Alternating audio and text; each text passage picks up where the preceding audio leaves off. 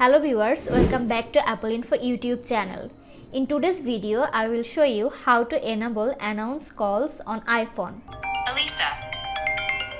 First, open the Settings app on iPhone. Then scroll down and click on Apps. Now scroll down again to find the Phone app. Tap on it. Next, click on the Announce Calls option. A few options will pop up on the screen. From here, tap on Always to enable Announce Calls. To check this, make a call to the device and you will receive the announcement for the call. Elisa.